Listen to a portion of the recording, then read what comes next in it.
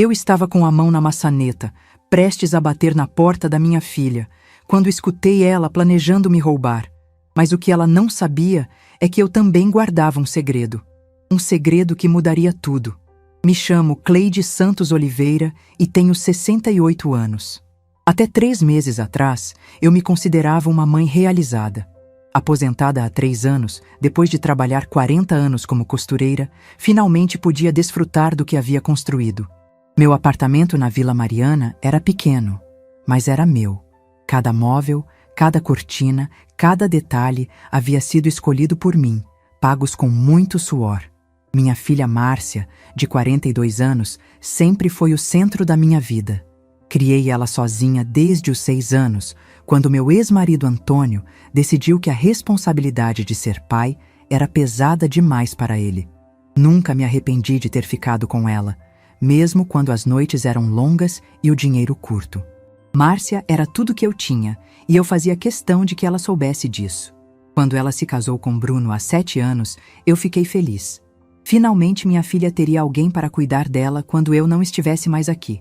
Bruno sempre me pareceu um homem trabalhador, educado, respeitoso. Trabalhava como técnico em informática e parecia genuinamente apaixonado por Márcia. Eles moravam em um apartamento alugado no Ipiranga, e eu sabia que o dinheiro às vezes apertava.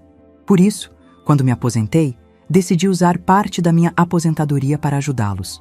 Não era muito, mas todo mês eu transferia R$ 1.200 para a conta da Márcia. É para vocês ficarem mais tranquilos, eu dizia. E era verdade. Ver minha filha preocupada com contas me deixava com o coração apertado. Além da ajuda mensal, sempre que surgiam emergências, eu estava lá. Quando o carro deles quebrou, eu paguei o conserto. Quando Márcia disse que precisava de roupas novas para o trabalho, eu dei o dinheiro. Quando Bruno ficou desempregado por 2 meses, eu cobri o aluguel deles. Nunca neguei nada, nunca questionei. Afinal, para que serve o dinheiro se não for para ajudar quem a gente ama? Naquela terça-feira de setembro, eu estava indo visitar Márcia para entregar mais R$ 500. Ela havia me ligado no domingo dizendo que precisava comprar remédios para uma infecção urinária. Mãe, você sabe como essas coisas são caras na farmácia, ela disse com aquela voz manhosa que eu conhecia desde criança. Claro que eu disse que sim, que na quarta-feira eu passaria lá. Cheguei ao prédio dela por volta das 2 da tarde. O porteiro me conhecia, sempre me cumprimentava com um sorriso. Dona Cleide, como a senhora está? A Márcia está em casa, sim. Subi no elevador até o 4º andar, onde eles moravam. Apartamento 402. Eu conhecia aquele lugar como se fosse meu. Quando cheguei na porta, escutei vozes vindas de dentro. Márcia e Bruno estavam conversando na sala, e pelo tom das vozes, parecia uma conversa séria. Ia bater na porta quando escutei meu nome sendo mencionado. Algo me fez parar. Não sei se foi instinto ou curiosidade, mas fiquei ali, encostada na porta, prestando atenção. Bruno, você não entende. Minha mãe é uma mina de ouro. Esses 2 anos ela já me deu mais de R$ 30 mil e nem percebe. A voz da Márcia tinha um tom que eu nunca havia escutado antes. Frio, calculista. Meu coração começou a bater mais forte. Mas Márcia, você não acha que está exagerando? Sua mãe é uma senhora, ela precisa do dinheiro dela também. Bruno parecia desconfortável, mas sua voz não tinha a firmeza que eu esperaria de alguém realmente preocupado. Que nada, Bruno. Ela mora sozinha, tem aposentadoria, não tem com o que gastar. E além disso, eu sou filha única. Tudo que é dela vai ser meu mesmo um dia, né? Márcia riu, e aquele som me gelou por dentro. Escuta aqui, eu tenho uma ideia. Que tal se a gente fingir que eu estou grávida? Senti como se tivesse levado um soco no estômago. Minha própria filha, minha única filha, estava planejando me enganar, e de uma forma tão cruel. Pensa bem, Bruno, se eu estiver grávida, ela vai querer pagar tudo. Berço, enxoval, consultas médicas, vitaminas, deve dar uns R$ 10 mil fácil. E depois, quando eu perder o bebê, ela ainda vai me dar dinheiro para eu me recuperar da tristeza. Márcia falava como se estivesse planejando uma receita de bolo com uma naturalidade que me assustou. Não sei, Márcia. Isso é muito pesado. Sua mãe sempre foi boa com a gente. Bruno ainda resistia, mas eu percebia que ele estava cedendo. Meu amor, você não entende. Minha mãe é uma mulher simples, ela acredita em tudo que eu falo. Já faz 2 anos que eu invento histórias para conseguir dinheiro dela, e ela nunca questionou nada. Aquela vez que eu disse que você estava doente? Mentira. Quando falei que o carro tinha quebrado? Mentira. Ela é muito ingênua, muito boba. E além disso, ela me ama tanto que faria qualquer coisa por mim. Eu me encostei na parede do corredor, sentindo que as pernas estavam bambas. 2 anos. 2 anos sendo enganada, sendo manipulada pela pessoa que eu mais amava no mundo. Cada história, cada pedido de ajuda, cada lágrima que eu achei que era real, tudo tinha sido uma mentira elaborada. Está bem, Márcia, mas como você vai fazer isso?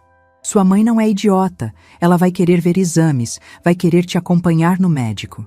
Bruno já estava entrando no plano, e isso me deixou ainda mais devastada. Relaxa, já pensei em tudo. Vou comprar uns exames falsos na internet, são baratos. E vou inventar que meu médico é particular, que não precisa dela me acompanhar. Ela vai ficar tão feliz com a notícia de que vai ser a avó que nem vai questionar. Você vai ver, em 3 meses a gente vai estar com pelo menos 15 mil reais na conta. Escutei passos se aproximando da porta. Rapidamente comecei a descer as escadas, meu coração batendo tão forte que achei que ia explodir. Saí do prédio como se estivesse fugindo, e de certa forma era exatamente isso que eu estava fazendo. Fugindo da realidade que acabara de descobrir. Caminhei pelas ruas da Vila Mariana sem rumo, as palavras da Márcia ecoando na minha cabeça. Ela é muito ingênua, muito boba, mina de ouro. Ela acredita em tudo que eu falo. Cada frase era como uma facada no peito. Sentei em um banco na praça e comecei a chorar. Não um choro de tristeza comum, mas um choro de traição, de decepção profunda. Como a filha que eu criei, que eu amei incondicionalmente, que eu protegi de tudo e de todos, podia falar de mim daquele jeito? Como ela podia me ver apenas como uma fonte de dinheiro? Foi ali, naquele banco, que eu tomei a primeira decisão. Peguei o celular e liguei para o banco. Alô? Gostaria de cancelar uma transferência automática. Quando a atendente perguntou qual, eu disse com voz firme: todas as transferências para a conta da Márcia Santos Silva.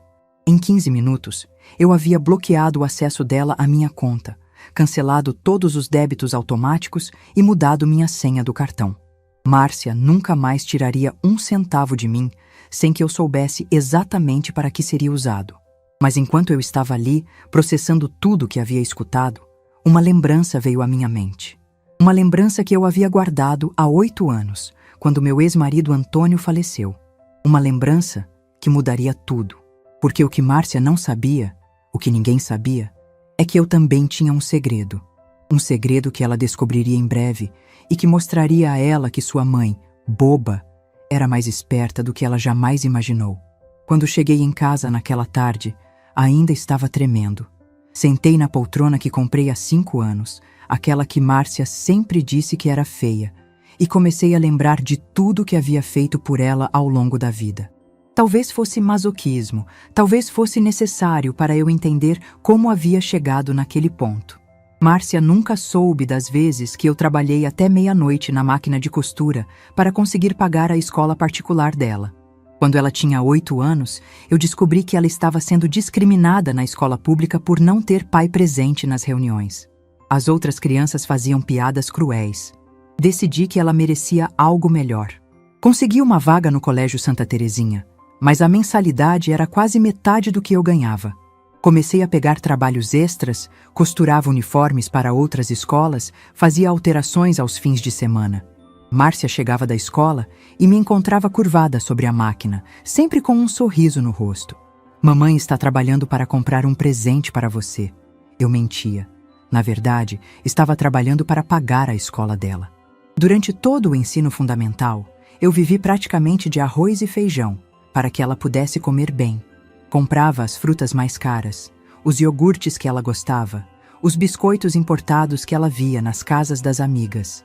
Quando ela reclamava que não tínhamos carro como as outras famílias, eu explicava que éramos diferentes, que valorizávamos outras coisas.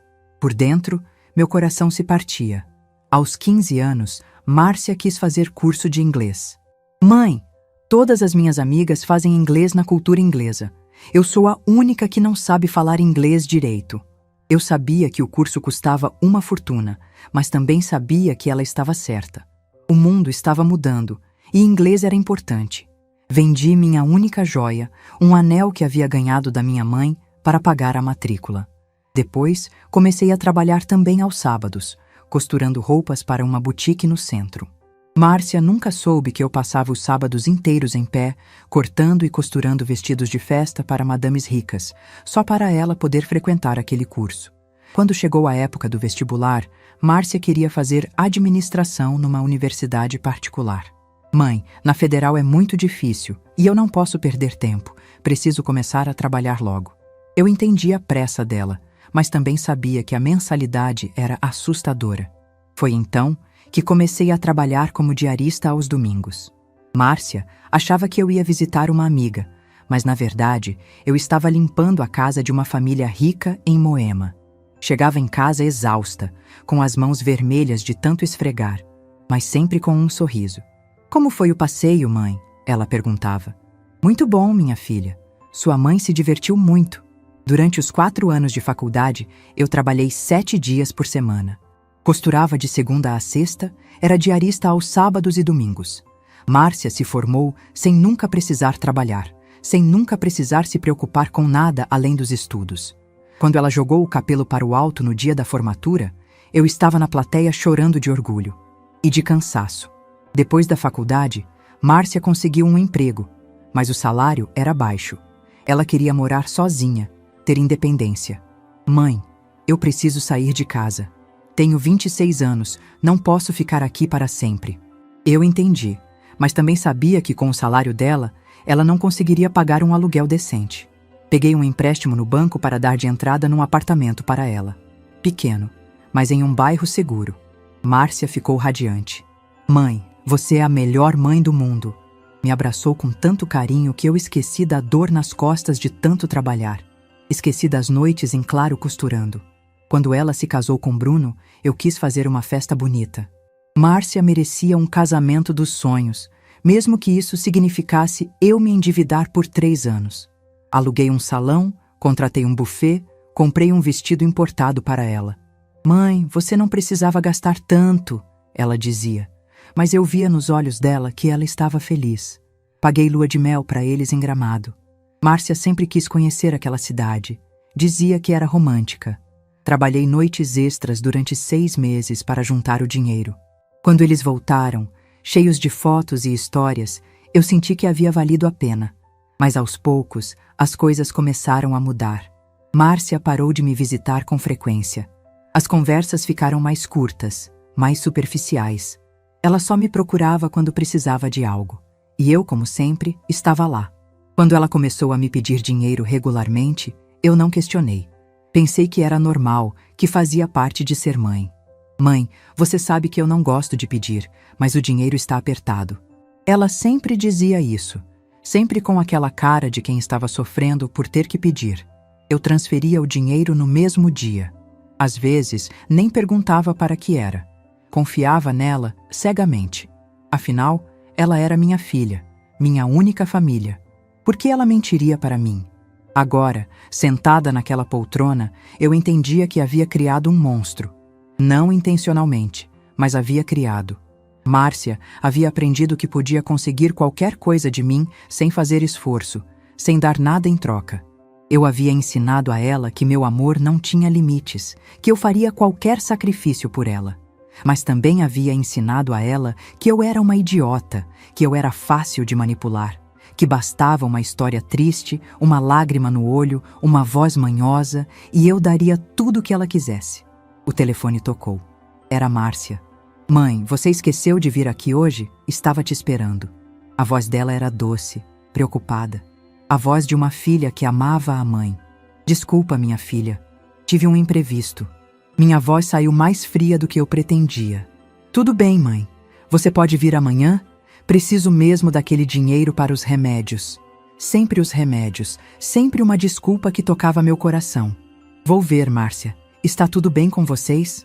Está sim, mãe. Só preocupada com essa infecção. Você sabe como essas coisas são chatas.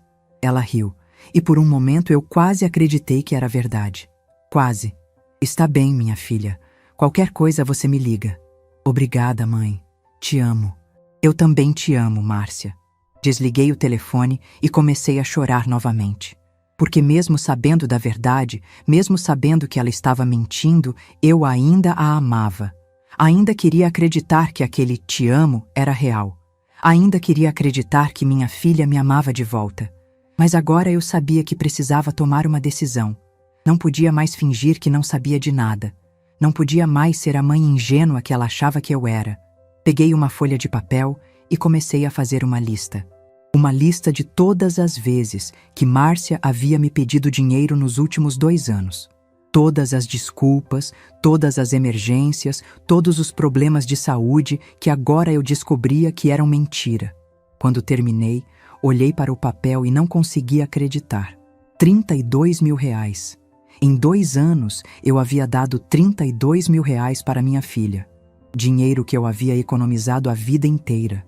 Dinheiro que eu havia guardado para minha velhice, para emergências reais. Dinheiro que ela havia roubado de mim com um sorriso no rosto. Naquela noite, não consegui dormir. Fiquei olhando para o teto, pensando em tudo. Pensando na menina que eu havia criado, na mulher que ela havia se tornado. Pensando nos sacrifícios que eu havia feito, no amor que eu havia dado. E pensando também no segredo que eu carregava. O segredo que mudaria tudo, que mostraria para Márcia que ela havia subestimado a mãe boba que ela pensava que eu era. Porque do dia seguinte, eu começaria a colocar meu plano em ação.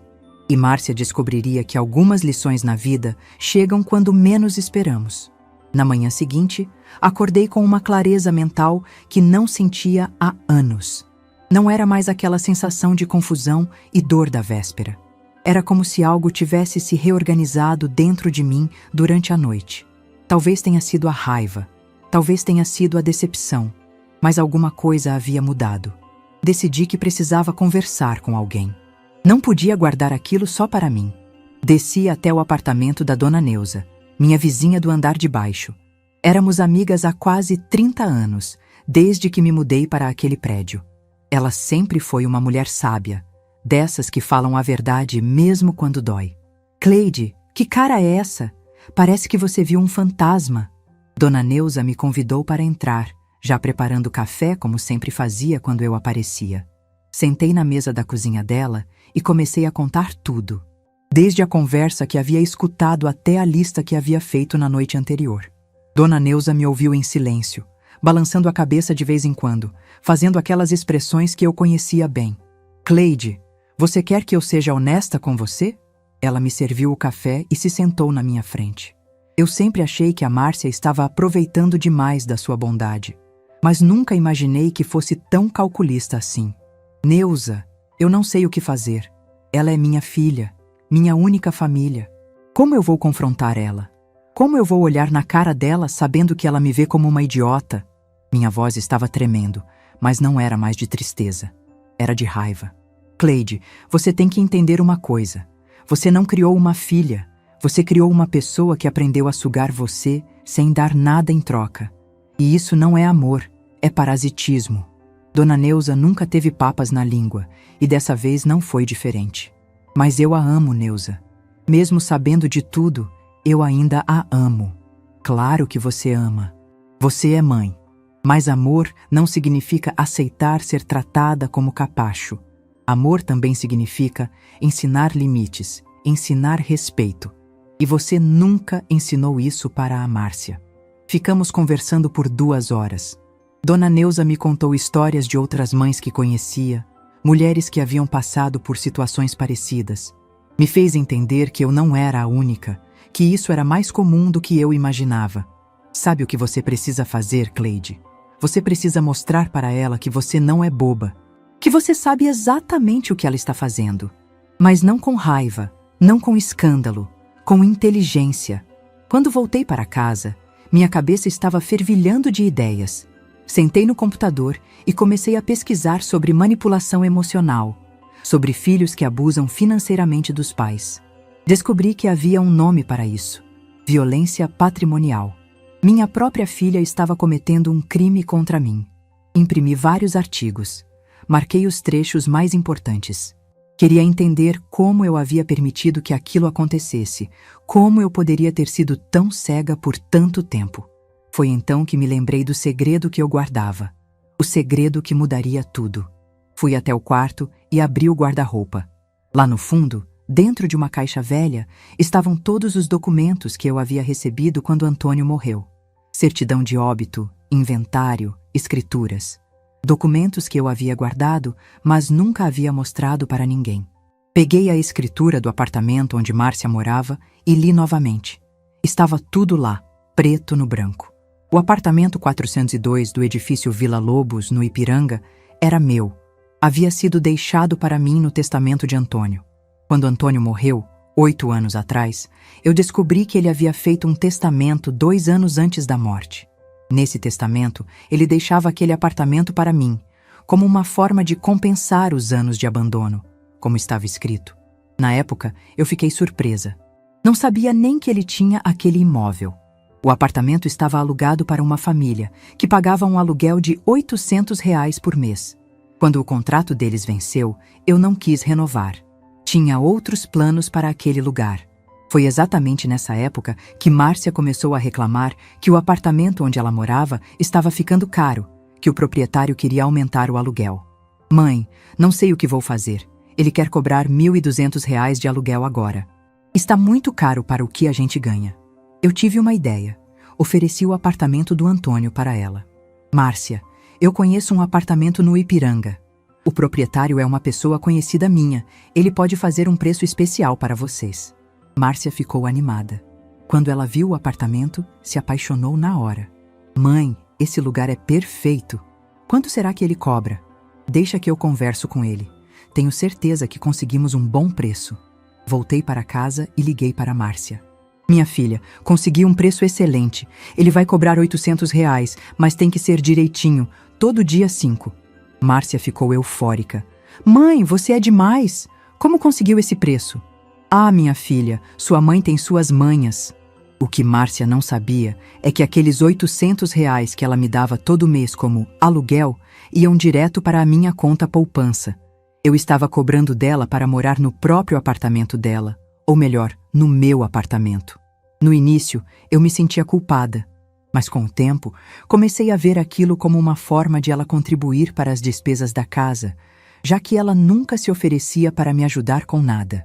Além disso, eu estava guardando aquele dinheiro para ela mesmo, para o futuro.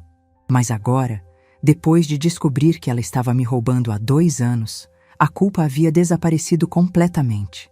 Na verdade, eu estava cobrando dela apenas R$ 800 para morar em um apartamento que valia mais de R$ 200 mil. Eu estava sendo generosa demais. Peguei todos os comprovantes dos aluguéis que ela havia me pagado.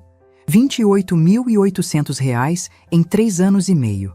Dinheiro que ela pensava que estava indo para um proprietário desconhecido, mas que na verdade estava sendo guardado por mim. Naquela tarde, Márcia me ligou novamente. Mãe, você vai conseguir vir aqui hoje? Preciso mesmo desses remédios. Márcia, eu estive pensando. Que tal você e o Bruno virem jantar aqui em casa amanhã? Faz tempo que não cozinho para vocês. Houve um silêncio do outro lado da linha. Ah, mãe, amanhã é meio complicado. Bruno tem que trabalhar até tarde e eu não estou me sentindo muito bem. Que pena, minha filha. E os remédios, você conseguiu comprar? Não, mãe. Por isso estava te esperando. Você sabe que eu não gosto de ficar pedindo, mas... Márcia, eu tenho uma proposta para você. Que tal você passar aqui em casa hoje à noite? Tenho uma coisa importante para conversar com você. Que tipo de coisa, mãe? Você está me preocupando. Nada demais, minha filha. Só uma conversa que precisamos ter há muito tempo. Pode ser às 8? Márcia concordou, meio relutante. Desliguei o telefone e comecei a me preparar. Não ia ser uma conversa fácil, mas era necessária. Eu havia passado a vida inteira protegendo Márcia da verdade, protegendo ela das consequências dos próprios atos. Agora era a hora de ela crescer. Passei a tarde organizando todos os documentos. A escritura do apartamento, os comprovantes dos aluguéis, os extratos bancários mostrando todas as transferências que eu havia feito para ela.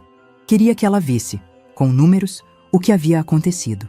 Às 8 em ponto, Márcia chegou. Estava com uma cara cansada, meio abatida, provavelmente ensaiando a performance da mulher doente que precisava de remédios. Oi, mãe. Como você está? Ela me deu um beijinho no rosto, daqueles beijinhos automáticos que não significam nada. Estou bem, minha filha. Senta aqui. Quer um café? Quero sim. Mãe, sobre aquele dinheiro... Márcia, antes de falarmos sobre dinheiro, eu quero te contar uma coisa. Uma coisa que deveria ter te contado há muito tempo. Servi o café e sentei na poltrona em frente a ela. Márcia estava no sofá com aquela expressão de quem está com pressa, de quem quer resolver logo o assunto e ir embora. Minha filha, você lembra quando seu pai morreu? Claro que lembro, mãe. Mas por que você está falando dele? Aconteceu alguma coisa? Quando ele morreu, eu descobri que ele havia deixado um testamento. Nesse testamento, ele deixava algumas coisas para mim. Márcia franziu a testa. Que tipo de coisas? Um apartamento no Ipiranga, apartamento 402 do edifício Vila Lobos. Vi o rosto de Márcia mudar de cor.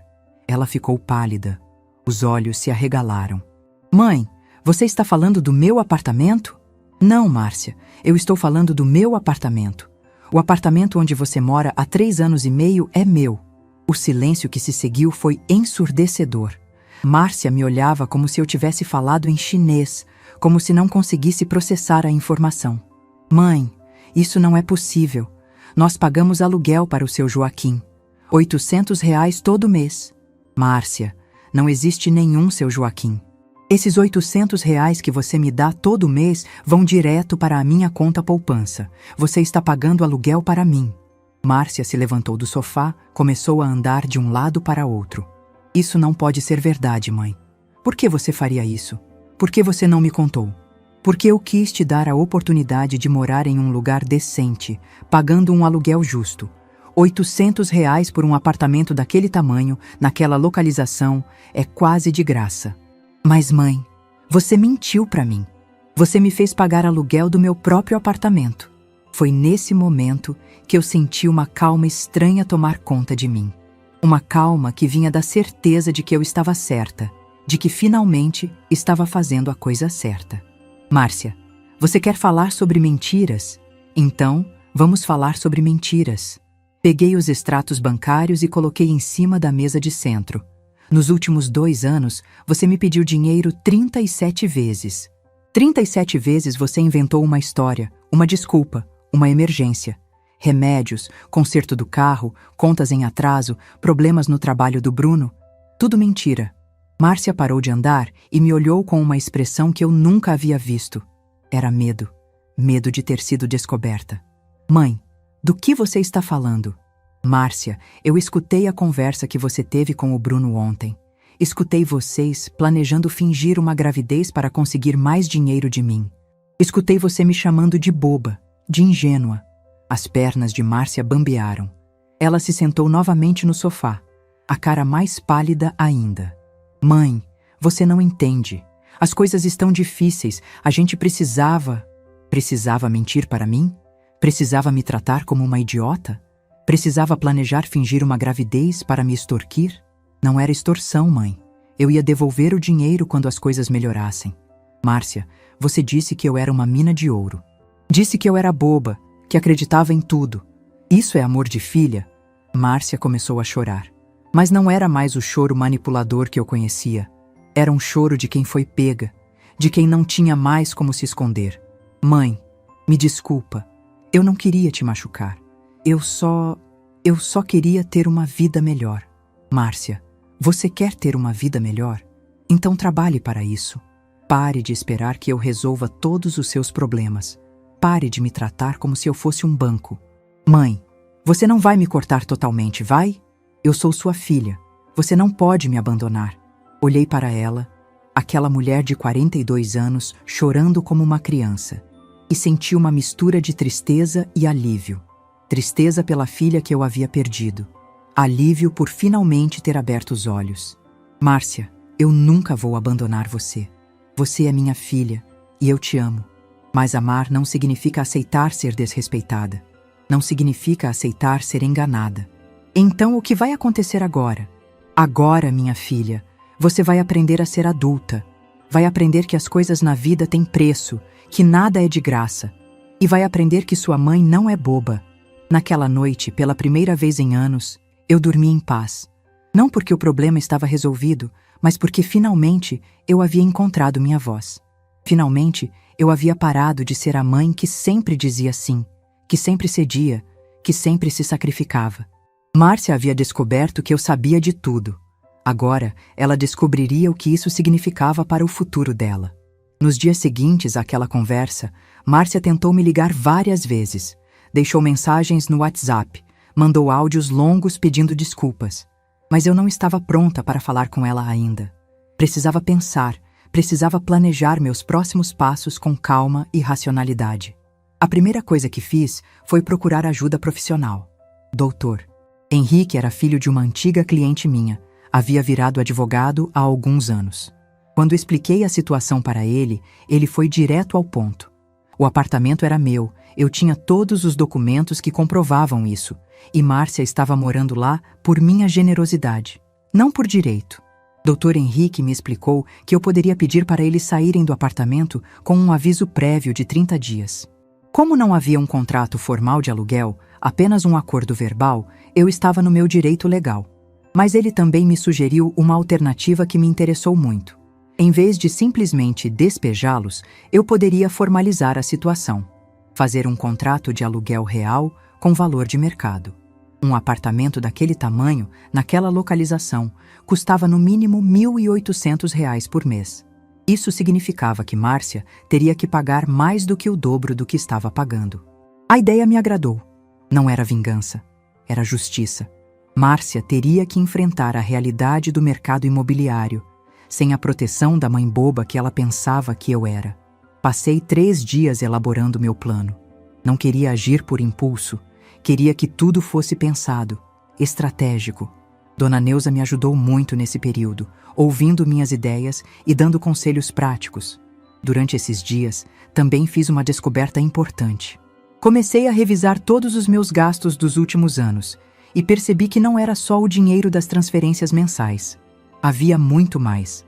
Presentes caros de aniversário, de Natal, de Dia das Mães, jantares em restaurantes caros quando eles vinham me visitar, viagens que eu paguei para eles, roupas que eu comprei para Márcia quando ela dizia que precisava renovar o guarda-roupa.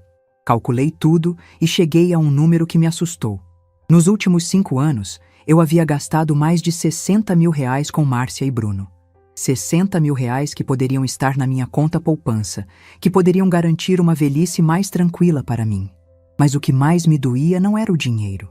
Era a constatação de que eu havia sido tratada como um recurso, não como uma pessoa. Márcia nunca perguntava como eu estava, se eu precisava de alguma coisa, se eu estava bem de saúde. Ela só aparecia quando precisava de algo. Lembrei-me de todas as vezes que eu havia passado mal e ela não estava disponível. Quando tive uma crise de pressão alta no ano passado, liguei para ela às 7 da manhã. Ela disse que não podia ir me ver porque tinha uma reunião importante no trabalho. Dona Neuza foi quem me levou ao hospital. Quando quebrei o pulso descendo a escada do prédio, 6 meses atrás, Márcia veio me ver apenas no 2º dia. Disse que havia ficado sabendo tarde demais, que o celular estava sem bateria. Mas no mesmo fim de semana, ela postou fotos no Instagram de um churrasco que fez em casa. Esses pequenos detalhes, que na época eu justificava como sendo vida corrida, responsabilidades de adulto, agora ganhavam outro significado. Márcia simplesmente não se importava comigo, além do que eu podia oferecer a ela. Foi então que tomei uma decisão radical. Não ia apenas formalizar o aluguel do apartamento.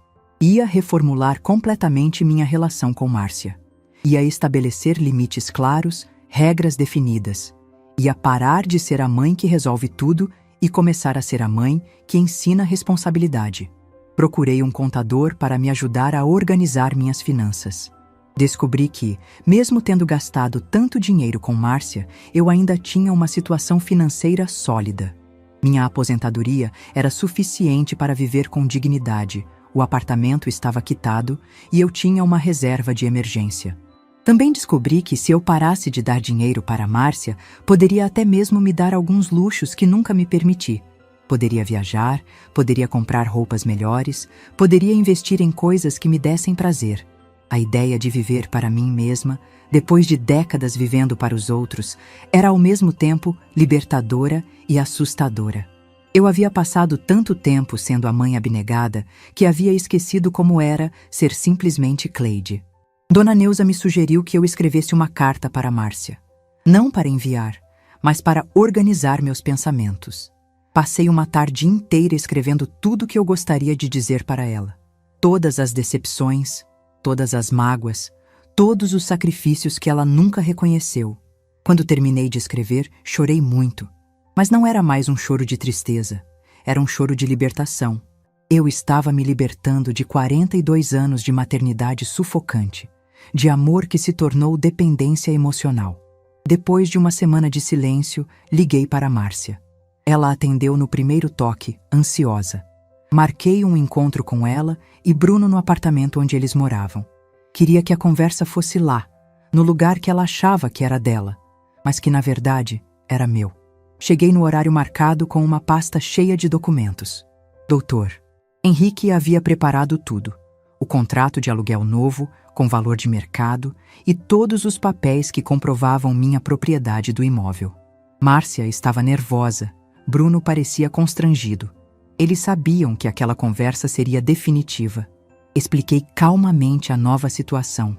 O apartamento era meu, e se eles quisessem continuar morando ali, teriam que pagar um aluguel justo, R$ 1.800 por mês, mais as despesas do condomínio. Contrato formal, com todas as cláusulas legais. Márcia ficou em choque. Disse que não tinha como pagar aquele valor, que era muito mais do que ganhava. Eu respondi que essa não era mais minha responsabilidade. Ela era uma mulher adulta, casada e precisava se virar sozinha. Ofereci 2 opções. Ou eles assinavam o contrato e pagavam o aluguel de mercado, ou saíam do apartamento em 30 dias. Não havia terceira opção.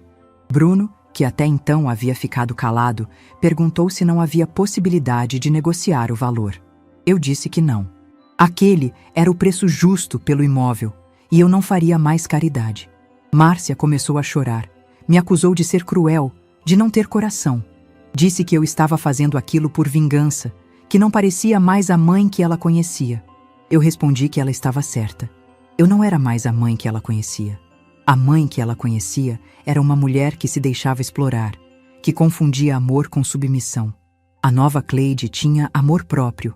Eles pediram um tempo para pensar. Eu disse que tinham até o final da semana para me dar uma resposta. Depois disso, eu tomaria a decisão por eles. Saí do apartamento com uma sensação estranha. Não era felicidade, não era tristeza. Era uma sensação de dever cumprido, de finalmente ter feito a coisa certa.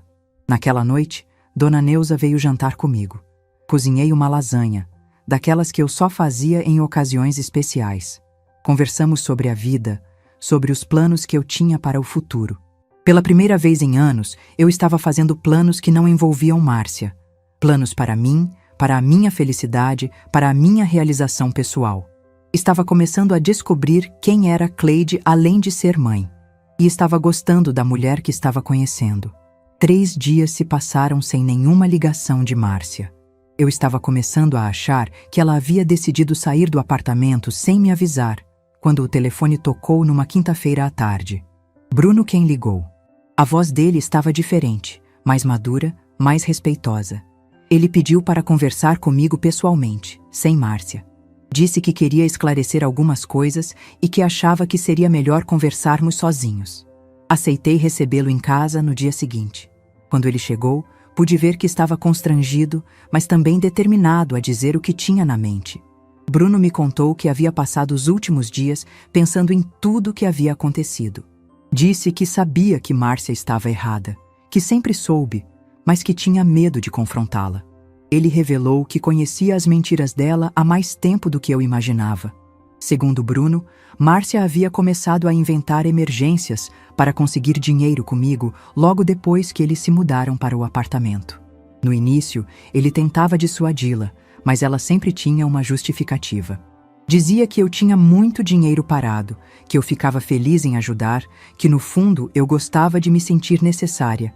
Com o tempo, Bruno se acostumou com a situação.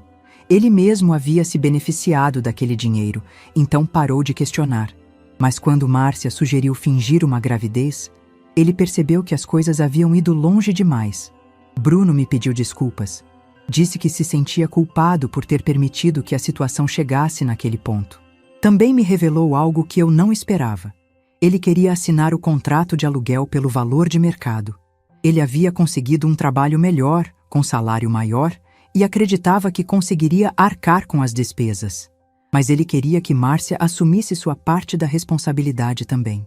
Queria que ela voltasse a trabalhar, que parasse de depender financeiramente de mim. Fiquei surpresa com a maturidade de Bruno. Sempre o havia visto como um coadjuvante na história, mas percebi que ele também havia sido uma vítima da manipulação de Márcia. Ela o havia convencido de que eu era uma fonte inesgotável de recursos, que não fazia diferença para mim dar dinheiro para eles. 2 dias depois, Márcia finalmente me ligou. Mas não era a Márcia chorosa e manipuladora que eu esperava. Era uma Márcia diferente, mais séria, mais direta. Ela disse que havia conversado muito com Bruno e que havia entendido a gravidade da situação. Disse que queria assinar o contrato e que estava procurando um emprego melhor para conseguir arcar com as despesas. Mas o que mais me surpreendeu foi quando ela me pediu para conversar pessoalmente. Não para negociar, não para me convencer de nada. Ela disse que queria me pedir perdão de verdade. Marcamos um encontro em um café perto da minha casa. Quando Márcia chegou, pude ver que ela estava diferente. Mais magra, com olheiras, mas com uma expressão que eu não via há anos. Era como se ela tivesse acordado de um sonho. Márcia me contou que havia passado os últimos dias refletindo sobre nossa relação. Disse que havia percebido que nunca me viu como uma pessoa, apenas como uma mãe, que nunca se perguntou se eu estava bem, se eu precisava de alguma coisa, se eu tinha sonhos próprios. Ela me pediu desculpas por ter me tratado como um banco. Disse que sabia que o que havia feito era imperdoável, mas que queria tentar reconstruir nossa relação de uma forma diferente. Márcia também me revelou que havia começado a fazer terapia. Disse que precisava entender por que havia se tornado uma pessoa tão egoísta, porque havia perdido a capacidade de amar sem interesse. Escutei tudo em silêncio. Parte de mim queria acreditar que ela havia mudado de verdade, mas outra parte estava cética. Eu havia sido enganada por tanto tempo que não conseguia mais confiar facilmente. Disse para Márcia que apreciava as desculpas, mas que palavras não eram suficientes. Se ela realmente queria reconstruir nossa relação, teria que provar através de ações. Começando por assumir a responsabilidade financeira da própria vida. Márcia concordou. Disse que assinaria o contrato de aluguel e que faria o possível para honrar os compromissos. Também disse que entendia se eu não quisesse mais ajudá-la financeiramente, que era justo depois de tudo que havia acontecido. 3 meses se passaram desde aquela conversa. Márcia e Bruno assinaram o contrato e estão pagando o aluguel em dia. Márcia conseguiu um emprego melhor e está se esforçando para ser mais independente. Nossa relação mudou completamente. Márcia não me liga mais pedindo dinheiro. Quando nos falamos, ela pergunta como eu estou. Conta sobre o trabalho dela, sobre os planos que tem com Bruno. Às vezes ela me convida para almoçar e ela paga a conta. Não posso dizer que confio totalmente nela ainda. A mágoa ainda está lá, e talvez sempre esteja. Mas estou aprendendo a ter uma relação diferente com minha filha. Uma relação baseada no respeito mútuo, não na dependência. Eu também mudei muito neste período. Comecei a viver para mim mesma de uma forma que nunca havia experimentado. Viajei pela primeira vez em anos, fui para a praia com Dona Neuza. Comprei roupas novas, mudei o corte de cabelo, comecei a frequentar um grupo de dança para a terceira idade. Descobri que aos 68 anos eu ainda tinha muito a viver, que eu podia ser feliz sem precisar ser útil para alguém, que eu podia ser amada pelo que sou, não pelo que posso oferecer. O dinheiro que eu economizei parando de sustentar Márcia está sendo bem investido. Parte dele está numa poupança para emergências. Parte está sendo usada para coisas que me dão prazer. Pela primeira vez na vida, estou gastando dinheiro comigo mesma sem culpa. Às vezes me pergunto se fui muito dura com Márcia. Se uma mãe deveria perdoar incondicionalmente, independente do que os filhos fazem. Mas depois lembro da conversa que escutei, das palavras cruéis que ela disse, da frieza com que planejou me enganar. Acho que perdão não significa aceitar qualquer comportamento. Perdão é dar uma nova chance, mas com limites claros. É amor com dignidade, não amor com submissão. Márcia está aprendendo a ser uma filha adulta, e eu estou aprendendo a ser uma mãe que se respeita. Não sei se nossa relação voltará a ser como era antes, mas tenho certeza de que agora ela é mais honesta. Hoje, quando olho para trás, não sinto mais raiva. Sinto alívio. Alívio de ter descoberto a verdade antes que fosse tarde demais. Alívio de ter encontrado minha voz antes de me tornar uma velhinha amarga e explorada. Minha história não teve um final feliz como nos filmes. Não houve uma reconciliação emocionante, não houve lágrimas de arrependimento sincero, mas teve algo melhor. Teve justiça. Justiça emocional para uma mulher que passou a vida inteira dando amor e recebendo migalhas. Justiça para uma mãe que confundiu amor com servidão. Justiça para uma pessoa que finalmente aprendeu a se valorizar. E se tem uma coisa que aprendi com tudo isso, é que nunca é tarde para recomeçar. Nunca é tarde para dizer não. Nunca é tarde para escolher a dignidade em vez da paz a qualquer preço. Aos 68 anos, eu não descobri apenas que minha filha estava me enganando. Eu descobri que eu estava me enganando também. Estava me enganando ao acreditar que amor significa aceitar qualquer coisa, que ser mãe significa ser capacho. Agora eu sei que o amor verdadeiro às vezes precisa ser duro para ser real, e que a maior lição que uma mãe pode ensinar para um filho é o valor da dignidade própria. Minha filha me ensinou, sem querer, que eu valia mais do que imaginava, e por isso, de uma forma estranha, eu até sou grata pela dor que ela me causou, porque foi essa dor que me fez despertar para a vida que eu realmente merecia viver. Se essa história tocou seu coração, deixe seu like, se inscreva no canal e comente aqui embaixo. No meu lugar, o que você faria? Sua mensagem pode iluminar o dia de alguém.